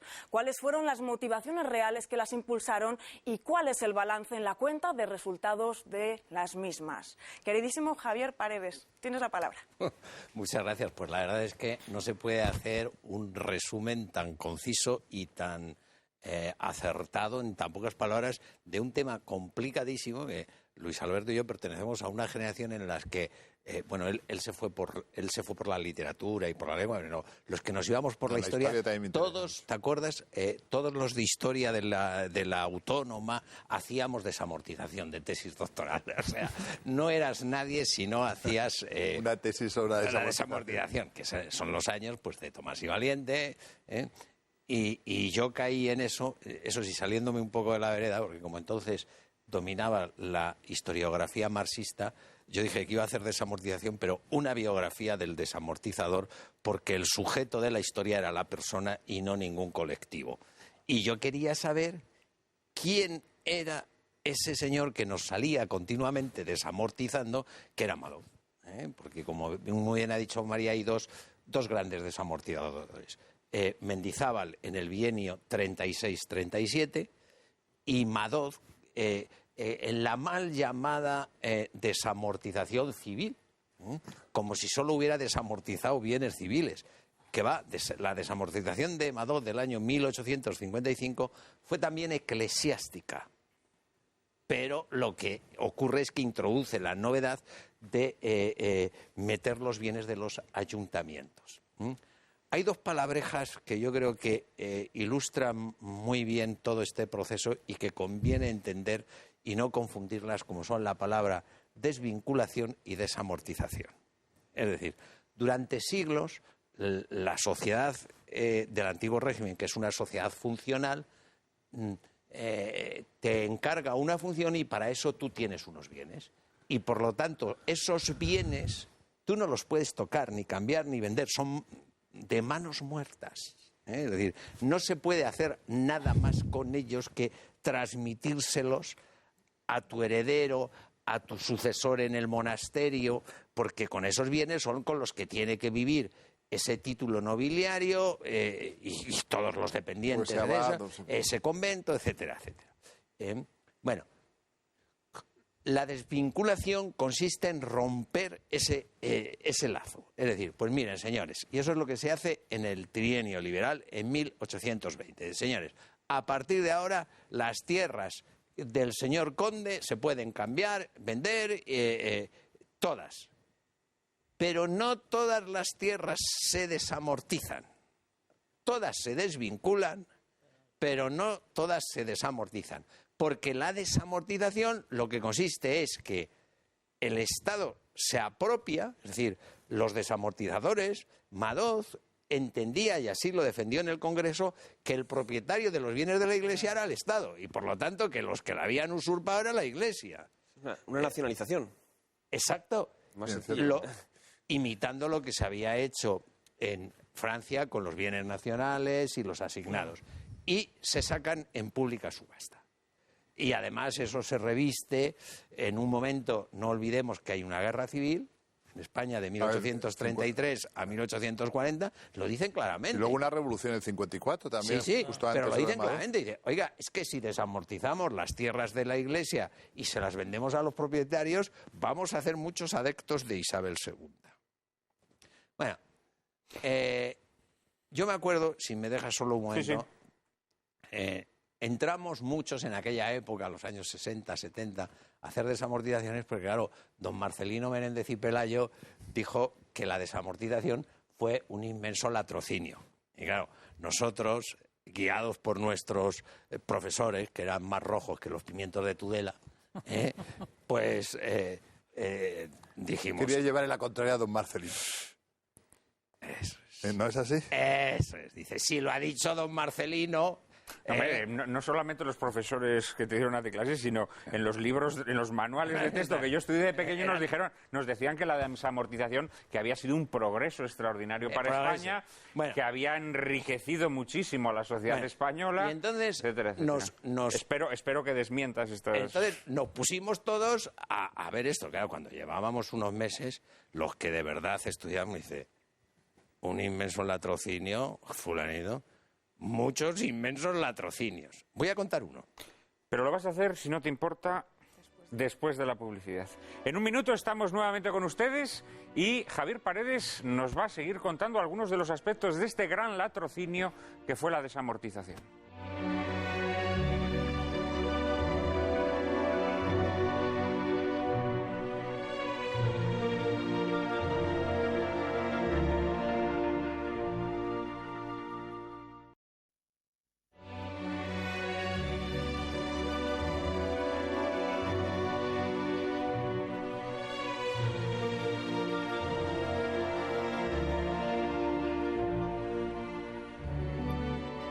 Estamos hablando de una de las grandes mentiras de la historia, la desamortización, que siempre se nos ha vendido como un culmen o una culminación en la historia del avance y del progreso de la historia española. Y Javier Paredes decía que nos iba a contar algunos de los algún aspecto curioso de este, definido así por Menéndez Pelayo, gran latrocinio. Bueno, pues los partidarios de la desamortización acusaban a las tierras de manos muertas del retraso de España. Por lo tanto, el día que eso se desamortice, pues se producirá la riqueza, porque España es inmensamente rica y ya verás tú aquí la que se va a organizar. Lo que no decían era que el Estado no tenía nada en las arcas. Y entonces, claro, el sistema era estupendo. O sea, tú le cogías las tierras a la Iglesia llegabas a la plaza pública, sacabas la primera tierra, a ver quién da más, y clink, clink, clink, clink, caja. O sea, cada tierra que tú subastabas, que no te costaba nada porque se la habías cogido pues a un convento o a una parroquia, pues hacías caja con ella. Claro, ¿qué es lo que ocurre? Pues que las tierras no es que produzcan lo mismo, es que a veces producen menos y sobre todo el régimen de los agricultores, a los que no se les revisaban los contratos desde tiempos inmemoriales, se endurece. Pues claro, el señor que compra tierras y que invierte quiere sacarle son los rendimiento. plutócratas contra los que Catilina actuaba, precisamente. Y claro, les aprieta las tuercas y prueba de ello, tú fíjate qué casualidad, que el anarquismo en España es un fenómeno fundamentalmente agrario, no urbano. ¿Por qué? Pues porque los campesinos están muy enfadados con esos burgueses que han comprado tierras. ¿Y por qué compran tierras? Dice, porque son los que tienen dinero, pero el pobre aldeano que tiene una yunta de bueyes, ¿cómo va a ir a las subastas? Y más si no se subdividen. Ejemplo. Don Pascual Madoz, autor de La desamortización y biógrafo, que estaba empeñado en cargarse la Iglesia, de hecho es el promotor de la matanza de frailes en el año 35, al grito de que en el siglo de las luces son incompatibles los conventos. Después le salió una hija carmelita, después de morir. Eso suele ocurrir. O sea, fue la priora de Beas de Seguro. Bueno, pues Madoz, que era uno de los líderes del Partido Progresista, hace uno de los grandes negocios del siglo XIX con las quintas. Es decir, no había servicio la mili obligatoria, te sorteaban. Entonces él se inventa una cosa muy curiosa, estando en desacuerdo en el Congreso. En el Congreso él dice, señores, esto de las quintas, esto es para ricos, parece mentira, esto hay que acabar con ellos, hay que poner... Pero en el plan privado él hace una compañía de seguros, de manera que un matrimonio joven se casa, tiene el primer niño, va a la empresa de don Pascual Madoz, que estaba regida por honorables progresistas, se llamaba La Peninsular, y todos los meses pagaba su cuponcito. Para no ir a la mili. No, y a los 20 años, si al niño... Primero, si el niño vivía, que se morían muchos. Que había mucha mortalidad infantil. Pero si le tocaba la mili a los 20 años, La Peninsular iba y le redimía. Dice, aquí está. Y en uno de los folletos yo me encuentro un anuncio para las madres. Dice, ¿y cómo pueden tener ustedes seguridad que dentro de 20 años los dineritos que ustedes me dan mes a mes van a estar en efectivo para liberar a su hijo? Dice, no se preocupe. Dice, los invertimos en solares y terrenos. Bueno, y el historiador, que tiene la obligación de ir a todos, se va al archivo de protocolos y dice, oye, ¿y si los solares y los terrenos de La Peninsular proceden de solares y terrenos desamortizados? Tal cual. La Peninsular, aquí en Madrid, de Madoz, a las Descalzas Reales aquí les quitó medio huerto. Digo les quitó, porque claro, el método de la subasta es que si tú estabas interesado en una tierra, tú ibas y decías, sáqueme a subasta esta tierra y póngale el precio fijo. Claro, si después no iba nadie a la subasta, tú te quedabas con esa tierra a la que prácticamente habías puesto tú el precio de salida. Bueno, la mayoría de los terrenos que compra La Peninsular de Pascual Madoz para asegurar las imposiciones son terrenos desamortizados en los que no ha habido ninguna puja, donde los compañeros de partido le han sacado las tierras y se ha forrado. O sea, eso es lo que don Marcelino... Latrocinio es una palabra muy es una palabra que describe pálidamente. O sea, esto de la desamortización como una expropiación de Rumasa, pero a lo bestia. Pero vamos, para enriquecerse los amiguetes de los que mandaban. Oye, ¿no? las pobres descalzas reales a las que no les ha tocado en este país nadie un pelo. Llega el señor Madoz y le... Hombre, claro, es que es un huerto bien situado. O sea, medio huerto de las descalzas fue desamortizado. Fue desamortizado. Donde la casa de capellanes. Exacto. Y ahí Madoz te hace unas viviendas que las vende, especula con el ladrillo. O sea que... Pero bueno, yo tengo en el libro detallado todos los solares, Cantabria, Es que no se hicieron subdivisiones de la tierra. Y por eso, en buena medida, el latifundio español tiene su origen en el siglo XIX. Es decir, Claro. Este es el asunto. Es decir, ¿quién puede ir a las subastas? Gente con posibles. Los grandes terratenientes. Los grandes terratenientes. La gran división Este es un tema no económica. suficientemente estudiado. Sí estudiado, lo que pasa es que claro, es un tema sobre el que existe un gran silencio, ¿no? Y es como el campesino que vivía efectivamente bajo un régimen económico instaurado por la Iglesia, era un campesino infinitamente menos miserable que el que surge luego en el orden liberal, ¿no? Ya. Juan Manuel, Precisamente con las desamortizaciones, ¿no? y si Pero me ocurrió permites, también en todos los demás países con el liberalismo. El proletariado es un fenómeno decimonónico Juan Manuel, también. y hay otro desastre, porque al fin y al cabo pues siempre hay historiadores malvados que se van al archivo de protocolos y fichan las tierras de las descalzas reales el origen, pero claro, nadie podrá contabilizar el desastre cultural que ha supuesto la desamortización. Desaparición de imágenes, desaparición de patrimonio cultural, etcétera, bibliográfico. Una parte de ese patrimonio bibliográfico pasó a la Biblioteca Nacional y otras bibliotecas, pero otro se quemó, Y se de todo perdió, se tipo. vendió. Y- Conventos que se abandonaron y se vinieron abajo. Y de vamos. todo tipo, y hasta ecológico. Pues sí, probablemente, sí, sí. Muy sencillo, es que tú compras las tierras y podías pagar en 14 años los plazos. Entonces tú te compras un monte y ¿qué haces? Lo talas, te llevas la madera y el segundo plazo... hacer caja. ¿Eh? Hacer caja con la Hacer madera. caja, exactamente, ¿eh? Y el segundo plazo tú ya no lo pagas. O sea, el desastre cultural en obras de arte. Bueno, claro, la gente, pues imagínate lo que le podía interesar, lo que le interesaba era apretar a los aparceros para que cada mes le pagaran no sé qué, los códices, las obras de arte, una vez que echaron a los monjes de esos sitios. Las sillerías, pues claro, eso no vale nada. Todo. Pues eso para la lumbre.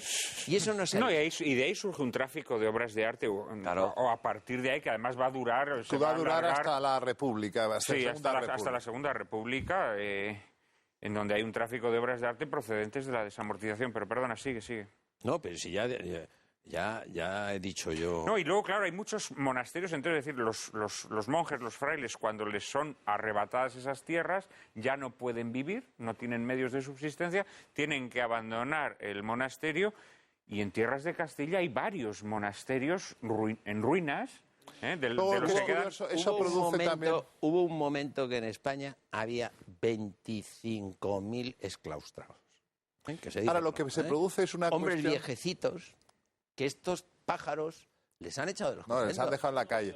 Pero No, lo que les han echado. No, les han hecho, Sin les han quedado familia, en la calle. Pero lo curioso es que entonces surgen una serie de iniciativas pedagógicas por parte de la Iglesia que se construyen a partir de la segunda mitad del siglo XIX y el siglo XX entero y en lo que va de XXI, toda esa misión didáctica de la Iglesia, que es muy interesante también, quizás sea otro de los efectos rebote de la... Es una iniciativa de Pío IX, ¿eh? Pío IX, ya claro. Pío IX, por supuesto que es un papa al que hay que... A ese sí que le han echado. Es un papa grandioso. Por Hombre, eso le tienen tanto pero, odio. hombre, es que mira... Los enemigos de la fe. Pero mira, Juan Manuel, en 1840... Ese sí que era bueno, Pío IX. En Concilio Vaticano 1846, Pío IX, en 1846, 2 años antes de que se publique el Manifiesto Comunista, dice, ojo con el comunismo, que es una cosa mala y perversa. Y claro, condena también el liberalismo. Y claro, fíjate el siglo XX, dominado por la intelectualidad marxista, pues no le podían ni ver. Y es uno de los grandes personajes históricos. Pues Pío IX da instrucción incluso a algunas órdenes religiosas femeninas, como son las concepcionistas franciscanas, para que pongan colegios para las niñas pobres. Y las concepcionistas franciscanas en España ponen colegios para niñas pobres.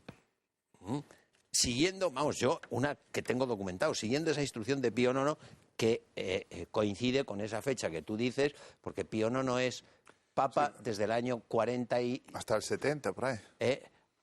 Son 33 Después de San Pedro, años. si no me equivoco, el papado más largo Hasta el de la historia. 79. Sí. Sí, Pero 76. es curiosa la Y paradoja. se diluyen los estados pontificios Exacto. con su... Es curiosa la paradoja que el Estado liberal necesita apropiarse de los bienes de la Iglesia en España para intentar conformarse, para intentar sobrevivir, para ganar la guerra carlista, también para forrarse los bolsillos los políticos de turno, y al mismo tiempo va a crear un enorme problema que se va a mantener a lo largo de todo el siglo XX. Es decir, bueno, que va a afectar a las relaciones entre la Iglesia y el Estado. Es decir, porque a partir de ese momento se necesita encontrar una fórmula para financiar todas las labores que realiza la Iglesia. Es decir, hasta ese momento la Iglesia era un estado de bienestar. Contenido social, además. Sí, era un estado de bienestar, una sociedad de bienestar paralela, se autoabastecía, los conventos eran autosuficientes. A partir de ese momento, el Estado a corto plazo resuelve o va a intentar resolver un problema, pero a medio o largo plazo se lo va a complicar. Bueno, el Estado liberal lo que pretende es convertir a la Iglesia en una especie de sociedad filantrópica, ¿no? Claro. Que es lo que denuncia Donoso Cortés y anticipa que será el fin de la Iglesia. El día que la Iglesia se olvide de las obras de misericordia espiritual y se dedique solo a las corporales, pues estará muerta, porque llegará el día que el Estado lo podrá hacer mejor que ella, ¿no? Habría que leer más a Pío IX, querido Javier, ¿no? Desde aquí, desde este programa, recomendamos la lectura del Silabus, por ejemplo. Pues le podemos dedicar un programa. Podríamos dedicarle un programa a Pío Oye, IX. ¿por Con qué? todo el tema, la unificación italiana... Extraordinario personaje. interesantísimo, Pero aquí toda la tenemos que postura que dejar, tiene con queridos Cavour. amigos, no podemos ahora meternos en Pío IX, más allá de recomendar a nuestros espectadores que lean sus encíclicas, que lean su magisterio pontificio. Y vamos a pasar a la última de las mentiras de la historia que vamos a analizar en este programa de Lágrimas en la lluvia. ¿Fue la Segunda República ese paraíso de la democracia del que siempre se nos habla? María Cárcava nos introduce en el asunto. Conocemos como Segunda República el periodo de la historia de España que comenzaba en abril de 1931 con el exilio voluntario de Alfonso XIII y finalizaba con el trágico estallido de la Guerra Civil. Constantemente se nos bombardea con la retahíla interminable de sus conquistas y logros democráticos, que parecen ser tantos que incluso hoy, 80 años después, no son pocas las voces que se alzan para que se impulse una tercera. La historia oficial se empeña en reivindicar el legado democrático, los logros sociales y las tendencias modernizantes de la Segunda República, pero la realidad parece ser muy distinta. El advenimiento de la República, tras unas elecciones municipales ganadas por las candidaturas monárquicas, no puede decirse, desde luego, que fuera un dechado de ortodoxia democrática. Episodios como la quema de conventos ya en 1931 o la matanza de casas viejas en 1933 tampoco parecen ser primores de democracia. Y tras la victoria de la CEDA en las elecciones de noviembre de 1933, el socialista Indalecio Prieto amenazó: en caso de que las derechas sean llamadas al poder, el Partido Socialista contrae el compromiso de desencadenar la revolución. Amenaza que, por cierto, cumplió a rajatabla con la Revolución de Octubre de 1934, en la que estuvieron involucrados notorios políticos republicanos, empezando por el propio Prieto. A Pablo Hispán le preguntamos esta tarde: ¿fue la Segunda República un verdadero régimen democrático? Pablo. Creo que la propia película que hemos visto esta tarde nos ayuda a responder esa pregunta. Hay un momento al comienzo de la misma en la que James Stewart afirma que el tren ha traído a esta ciudad la modernidad, y la modernidad son iglesias y escuelas. Esa imagen, esa idea, sería todo lo contrario a lo que un modernizador español diría en 1931. Si queremos modernizar España, lo que tenemos que hacer es eliminar el papel de la Iglesia de la vida social. Y eso es lo que se va a intentar a través de la Constitución republicana. Esa oportunidad que pudo ser para la concordia, para establecer un texto en el cual cupiesen todos los españoles la diversidad de tendencias que existía en el país, pues ante una coyuntura política determinada en abril del 31, cuando se había descompuesto el régimen de la monarquía con la salida de Alfonso XIII, lo que se utilizó fue para imponer una religión política, en este caso laicista, desde el Estado, yendo en contra de los derechos y libertades fundamentales de propios españoles, como podían ser, por ejemplo, los jesuitas, a los cuales les fue disuelta su orden, o las propias órdenes religiosas a las cuales se les prohibió la enseñanza. Es decir, eso va en contra de los derechos y libertades de esas personas, de esos franciscanos o de esos marianistas, ¿no? Entonces, ese error del comienzo y el propio Azaña así lo reconoce luego en varios discursos, va a determinar mucho el futuro de la República. Pero también esa imagen distorsionada, yo creo que también, digamos, el otro bando también lo utiliza. Es decir, aquí se ha utilizado una imagen de la República de víctimas.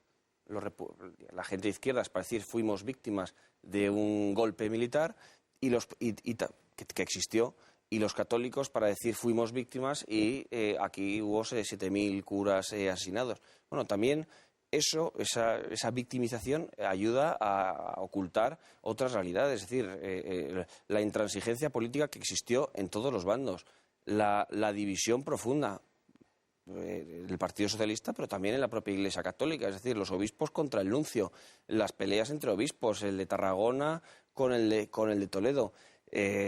Hay un libro que se ha publicado recientemente que se llama Verdades como puños, donde a través de diversos ensayos se ve cómo la profunda intransigencia que existía dentro de todos los ámbitos de la vida política española, en el Partido Comunista, el Partido Socialista o en la CEDA. Es decir, Gil Robles estaba peleado con Ángel Herrera Oria. Es decir, fue una de las etapas más lamentables de la historia española, que yo creo que la guerra civil lo que ha hecho ha sido distorsionar todo lo de negativo que ya de por sí tuvo esos 5 años de intensa vida, que en lugar de llevar a una modernización real, es decir, a una oportunidad en la cual pues todas las tendencias pudieran desarrollarse en un ámbito de libertad, pues intentó imponer de un modo sectario una visión única y casi totalitaria a través de la legislación. Lo que pasa es que esa situación que efectivamente que marca la República, esa permanente crispación y esas palabras como puños, ¿no? Sí. Claro, obedecen al principio de acción-reacción, es decir, lo que es evidente es que hay una serie de políticos republicanos que son los que toman el poder en el año 31, que tienen un proyecto para España, un proyecto que nada tiene que ver con las aspiraciones ni deseos del pueblo español, ¿no? Ese proyecto lo aplican a rajatabla desde el primer momento. Tú has mencionado la expulsión de los jesuitas, has mencionado cómo a la Iglesia se le impide enseñar, e inmediatamente, claro, la política española se convierte en un hervidero. Pero es una reacción a una actitud, repito, una serie de políticos que además, bueno, digamos que acceden al poder con esa pretensión. O sea, un político como Azaña, por ejemplo, a mí Azaña, que me parece un personaje patético en el sentido... Me parece funesto también.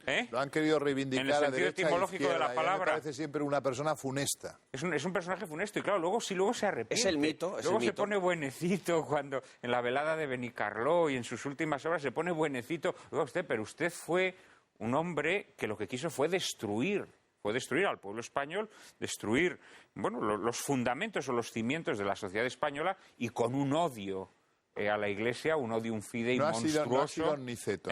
No ha sido Niceto. No ha sido Niceto. Fue una persona, en todo caso, se le puede acusar de... Bueno, Aniceto, el Botas también tuvo un papel fundamental. Sí, pero bueno, no tenía este odio, digamos... Sí, pero él era un hombre que superaron los acontecimientos, pero era un hombre que creía en la República. Y era muy vanidoso. Un ideario republicano. Creía en sí mismo como el hombre capaz de modificar la estructura de España y muy dispuesto a dar alternativa a quien fuera, con tal de deshacer a los oponentes de la idea republicana. Luego se la jugó de una manera. Luego se la jugó de mala manera. Y Niceto Alcalá Zamora se la jugó también a Gil Robles. Claro. Prefirió disolver el gobierno en el 36 antes que dejarle... Pero en cualquier caso, casi a ver, toda... Luis Alberto y luego Javier. Esa época, para mí, es una época ya marcada por el hierro del horror, en el sentido de que en el 29 ha estallado la crisis en Wall Street, el mundo está absolutamente en una crisis tan profunda como la de ahora, si no mayor, que solo se solventaría con la Segunda Guerra Mundial, y entonces realmente el que en ese momento se instaurara una república en España era un delirio, porque es que estaba condenada ya a priori al fracaso, porque evidentemente no había momento, no había tiempo, no era la situación como para democracias y para liberalismos. En el fondo, lo que se estaban jugando en el terreno universal las cosas era en el terreno de los totalitarismos, de izquierda o de derechas. Entonces, a la República realmente, yo no sé, habría alguno bien intencionado, pocos, pero habría alguno, y evidentemente dejaron de estarlo cuando vieron que es que no se podía construir algo mínimamente decente en un mundo como este. Un elemento también fundamental para entender la situación inhabitable que se empieza a vivir en España en cuanto queda instaurada la República, o al poco tiempo de ser instaurada la República, es la adscripción masónica de muchos de los principales políticos republicanos que tienen, como dije antes, un proyecto muy claramente marcado, que es la destrucción de la Iglesia, ¿no? Y de la sociedad católica, digamos así, Javier. Sí que conviene, yo entiendo aquí que con las prisas y el poco tiempo no se puede ser muy preciso, y claro, cuando Pablo habla de que había, pues hombre, que todos estaban un poquito enfadados unos con otros, y dice, bueno, vamos a ver, conviene precisar, cuando se proclama la República, la Iglesia en sus representantes oficiales nada dicen en contra de esa proclamación, ¿eh? O sea, ese es un primer punto, es decir, no hay obispos ni desde el Vaticano que digan, bueno, pues no parece muy mal que hayan... Mira, nosotros estamos... Dice, claro, el problema es que cuando te empiezan a quemar iglesias y te empiezan a matar gente, hombre, claro, es que... Ya en el año 31... Pero es que el 14 de abril había una ilusión colectiva, yo creo, con la República, que enseguida desaparece. Es que hay un dato que conviene recordar. Que conviene recordar, y claro, cuando tú hablas de que hay un proyecto, dices, toma, un proyecto no, un proyectazo, porque es que se produce la mayor persecución contra la Iglesia Católica de todos los siglos aquí en España. O sea, es decir, eso no es que estaban enfadados en un barrio y mataron no. Es que los dirigentes de los partidos comunistas en Valencia dicen, mire ustedes, aquí en Valencia no se puede decir misa, pues no me he dejado ni un altar. Porque se produce una persecución como nunca la ha habido en la Iglesia Católica, no solo contra las personas, sino también contra las cosas. O sea que dentro de los enfados hay distintos grados. Y claro, oye, es que aquí se mata a 14 obispos, a 1 de cada 7 religiosos y a 1 de cada 10 sacerdotes seculares, ¿no? O sea, mucho más que diezmar a la gente, ¿no? En sacerdotes incluyes también monjas, ¿no? O sea, no, las monjas aparte. Aparte. Las monjas aparte. No, monjas menos, también hubo, creo que eran unas 300, 400... O sea, más a hombres, que a mujeres perdonaban más la vida, ¿no? Sí. Entre otras cosas porque era mucho más fácil que se escapasen. Porque eran menos conocidas, estaban en los conventos de clausura.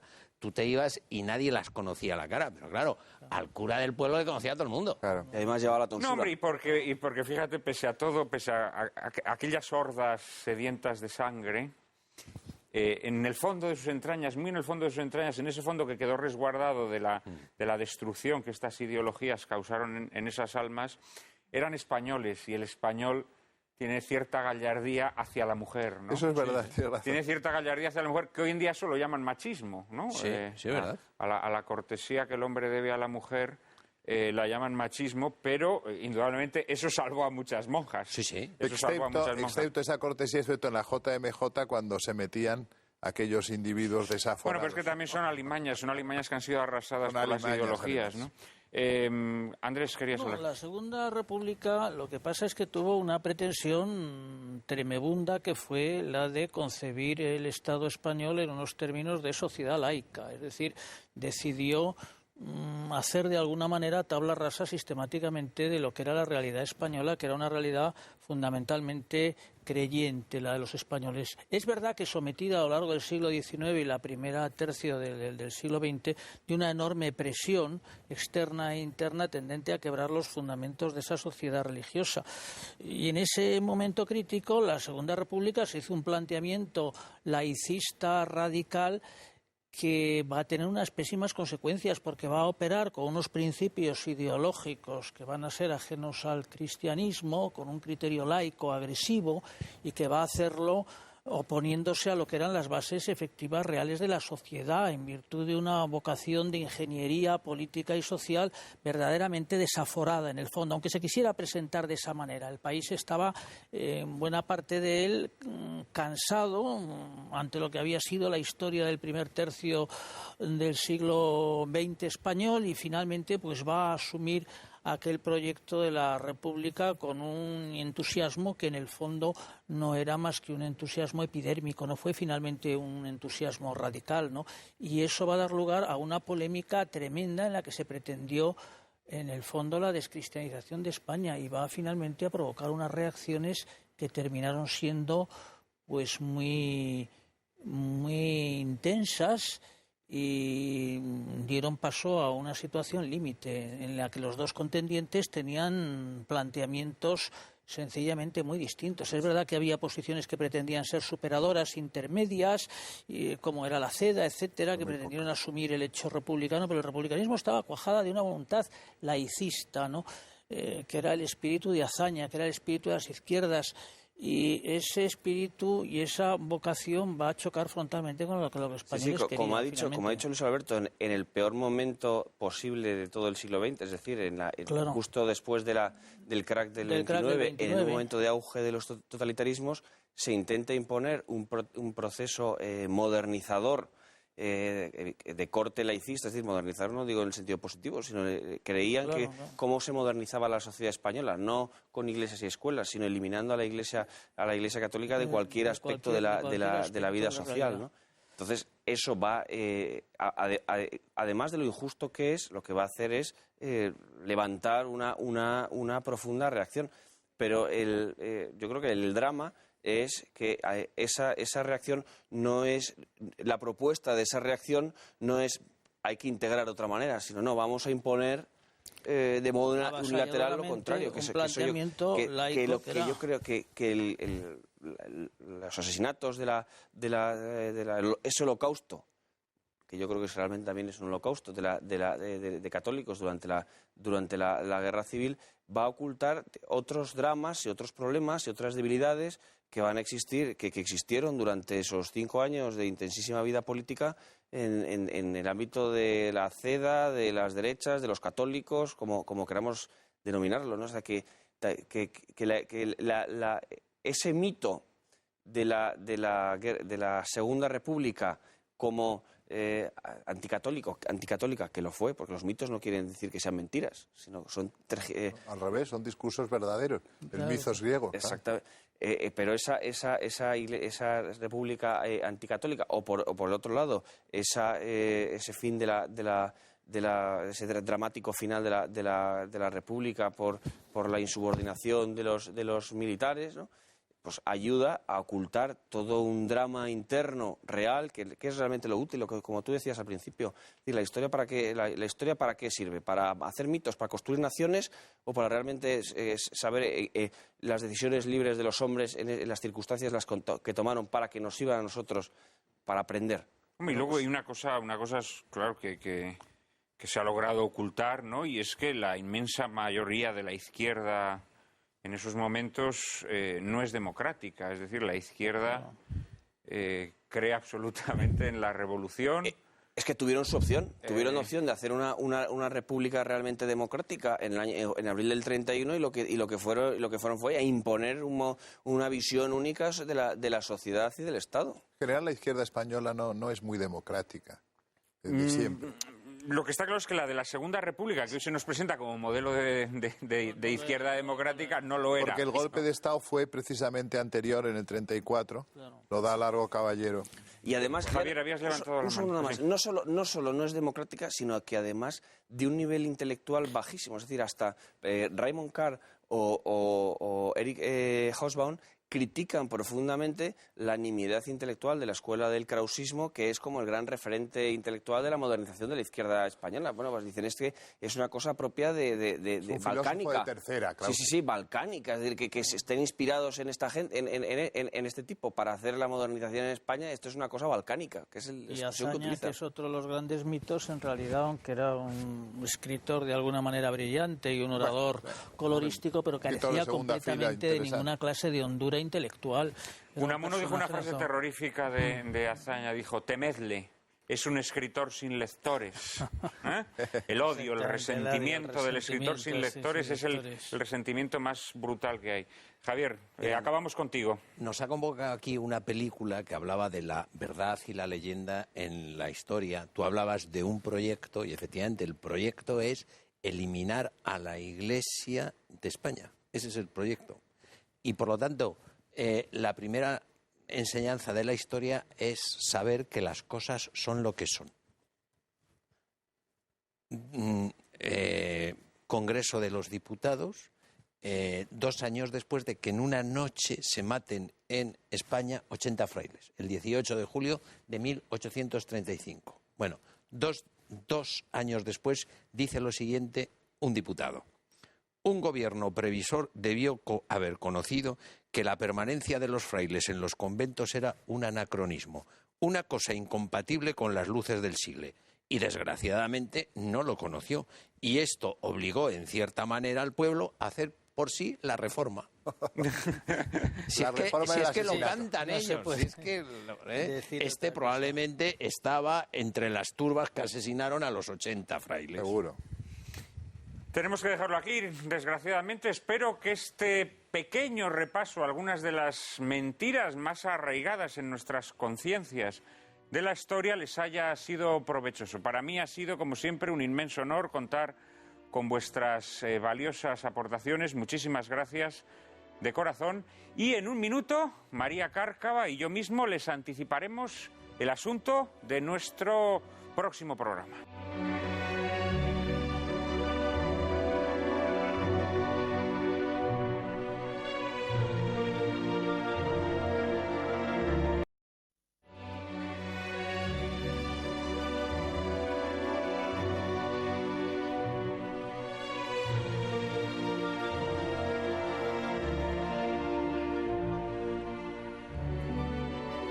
Pues en esta primera entrega de Lágrimas en la lluvia hemos tratado de acercarnos a algunas de las mentiras más sonadas de la historia. Para el segundo, que se emitirá el 11 de septiembre, coincidiendo con la Diada, hemos preparado un programa dedicado a Cataluña en el que tendremos ocasión de analizar a la luz de la historia algunas de las reivindicaciones del nacionalismo catalán. E ilustraremos nuestro coloquio con Companys, Proceso a Cataluña, película dirigida en 1979 por Josep Maria Forn y protagonizada, entre otros, por Luis Iriondo, Agustín González y Xavier Elorriaga, en la que se narran en torno militante las circunstancias que precedieron al fusilamiento de Lluís Companys, líder de Esquerra Republicana de Cataluña y presidente de la Generalitat de Cataluña en tiempos de la Segunda República. No se la pierdan, ya saben que a partir de ahora no podrán llorar lamentando que la televisión es un desierto de la inteligencia y el buen gusto. Ahora ya pueden refrescarse en el oasis que les brinda Lágrimas en la lluvia. Todos los domingos a las 4 de la tarde, aquí, en Intereconomía Televisión.